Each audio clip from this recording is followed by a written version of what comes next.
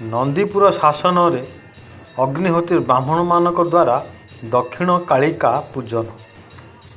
कालर कराल गर्भरे सबकिछि लीन हो जाइथिबा बेले कालर प्रतीक स्वरूप महाकाली पाशविक प्रवृत्ति को नष्ट करी पुनश्च जड़ भावनारू चैत्य शक्ति को जागृत करने उद्देश्य रे चैत्य शक्तिर स्वरूप महाकालंक सह संपर्क स्थापना परंपरा कहीं क्यों आदिम कालरू आर्यावर्तन सभ्यतार प्रचलित होई आसुथिबा सह पूज्य पूजा परंपरा माध्यम रे व्यक्ति को पूज्य कराइबा उद्देश्य रे आज को शताधिक वर्ष धरी जाजपुर जिलार दशरथपुर ब्लॉक अंतर्गत नंदीपुर शासन ठारे अग्निहोत्री ब्राह्मण वंशज मानक द्वारा निकटस्थ 2 गोटी स्थान रे प्रचलित होई आसुअछि दक्षिण कालिका पूजानोत्सव।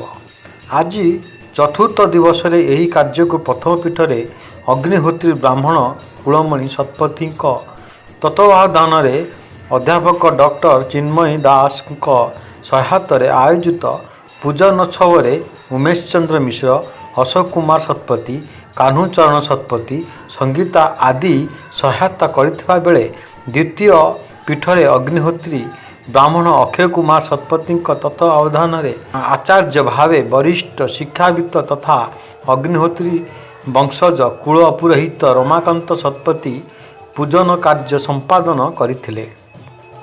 एथिरे सर्वश्री चंद्रहास्य शतपथी, प्रकाश चंद्र शतपथी, शरद चंद्र शतपथी आदि सहयोग करथिले। सरकारक उदासीन मनोभाव जोगु एही 2 गोटी पीठर विकास सह ठीक ढंग रे प्रचार प्रसार होई पारुनथिबा जनसूत्ररू प्रकाश।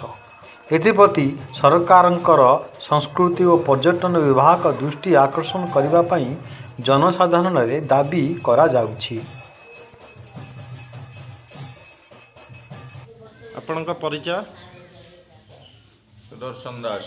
अच्छा, आज आपण ये जो पीठ को आसीचंते, ये क्यों जगह को आपण आसीचंते एवं ये पीठ आज केते वर्ष धरी ये काली पूजा एठी चली जे एवं ये संपर्क रे आपण मतामत कोन रखिबे? बहुत वर्षर पीठ, ये 200 वर्षर पीठ। ये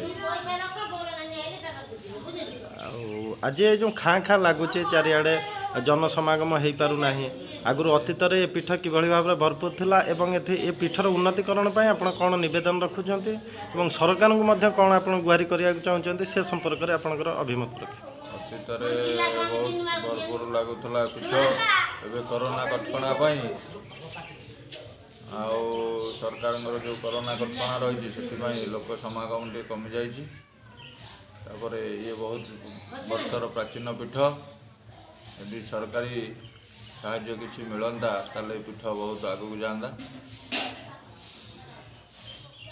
उन्नति हो पारंता।